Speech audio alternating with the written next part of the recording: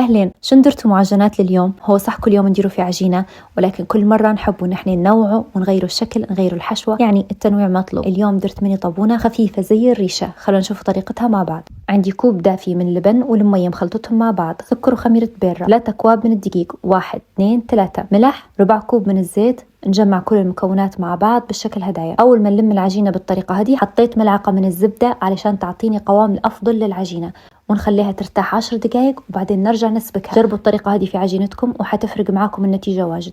نغطيها ونخليها تتخمر لمدة ساعة. للحشوة بندير صدر دجاج بدون أي إضافات تانية معه. صدر الدجاج عشان يطلع معك طري تصدميه بالحرارة وتحطي عليه توابل مناسبة. ويفضل إن الدجاج لما تفكي التجميد بتاعه ما يوصلش لدرجة حرارة الغرفة، لازم إن هو يكون بارد. لما يوصل لدرجة حرارة الغرفة يزفر. أول دقيقة يكون على درجة حرارة عالية وبعدين نقص على درجة حرارة متوسطة مع التحريك المستمر، وهو راهو ما ياخدش وقت. عجينتي قسمتها بالنص، النص الأول فردتها بالطريقة هذه سمكها نص سنتي، لفيتها وحولتها على جنب، وناخذ النص الثاني نفرده بنفس الطريقة، ويفضل انكم تفردوه بنفس الشكل والحجم متاع العجينة الأولى. للعجينة لما بتقطعوها ديروا الحركة هذه، ارفعوها من الكاونتر ورجعوها علشان تاخذ راحتها العجينة. خذيت قطعة دائرية ودرت بها علامات على العجينة بدون ما نقطع العجينة. وهنا ديروا هريسة عربية، ولو ما عندكمش زي حالاتي تديروا صلصة بيتزا. ونحطوا حشوة الدجاج اللي جهزناها، وخذيت جبن شرايح قسمت كل طرف على 4 وحطيت مربع صغير على كل حبة.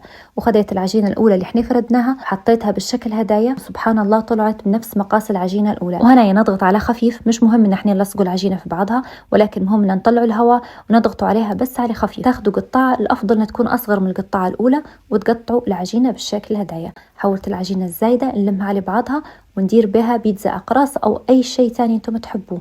ودهنتهم بدحية عليها ملعقة من الحليب وملعقة من الزيت، مخلطتهم كويس مع بعض. وبعدها رشيت عليهم سمسم، وارجعوا طبطبوا على السمسم بالشكل هدايا علشان يلصق. لازم هنا ترتاح لمدة نص ساعة، وبعدها نطيبوها في فرن مسخن على درجة حرارة 250 من تحت ومن فوق. وهيك نتيجتها تطلع معاكم ولا أروع ولا أحلى منها. اعتمدوها، حفظ الله.